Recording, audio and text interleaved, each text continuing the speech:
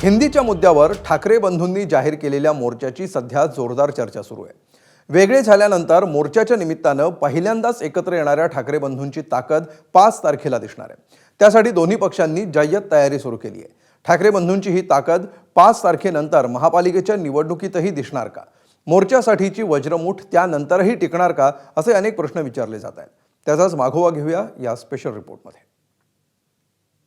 आज भारतीय जनता पक्ष सगळ्यात ताकदीचा पक्ष आहे, पण आम्ही दोघे मिळून जो मोर्चा काढू तो भारतीय पक्षाने काढून दाखवावा।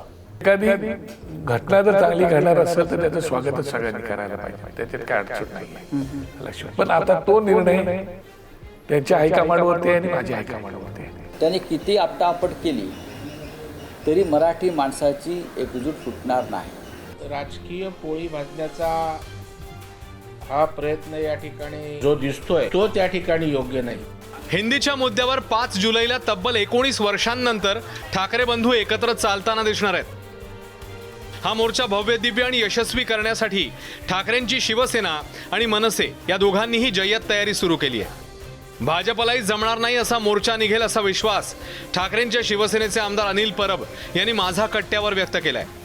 मोर्चा आधीच 2 ठाकरेंचे 2 शिलेदार अनिल परब आणि बाळा नांदगावकर माझा कट्ट्यावर एकत्र आले।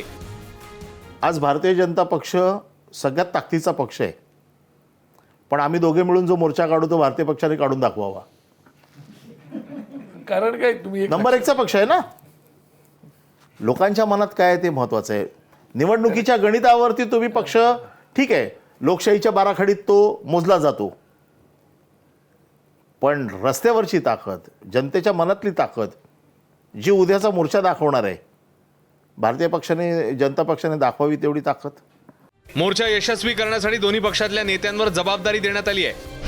ठाकरेंच्या शिवसेनेकडून संजय राऊत, अनिल परब आणि वरुण सरदेसाई यांच्यावर, तर मनसेकडून बाळा नांदगावकर, नितीन सरदेसाई आणि संदीप देशपांडे यांच्यावर मोर्चा यशस्वी करण्यासाठी जबाबदारी सोपवण्यात आली आहे। संदीप देशपांडे यांनी थेट मुंबई लोकलमध्ये जात प्रवाशांना पत्रकं वाटत मोर्चासाठी आमंत्रण दिलंय।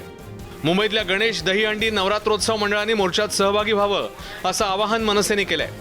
मोर्चाच्या निमित्ताने ठाकरे बंधू आपली शक्ती सत्ताधाऱ्यांना दाखवून देतील, पण मोर्चात एकत्र येणारे ठाकरे बंधू 5 तारखेनंतरही हातात हात घालून जाणार का असा प्रश्न विचारला जातोय। माझा कट्ट्यावर या प्रश्नावर अनिल परब आणि बाळा नांदगावकरांनी काय उत्तर दिलंय ते पाहूया।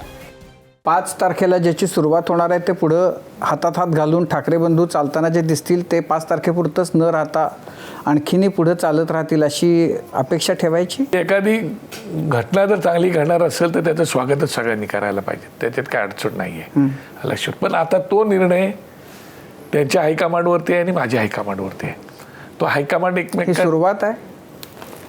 मराठी माणसाच्या हिताची ही सुरुवात आहे। दबलेल्या आवाजाला मोठा करण्यासाठी ही नक्की सुरुवात आहे। पण तो हातातला हातातला त्या दिवशी चालताना कळेल आपल्याला, पण तो त्याच दिवसापुरता का पुढेपर्यंत? आता हे नेते ठरवतील ना।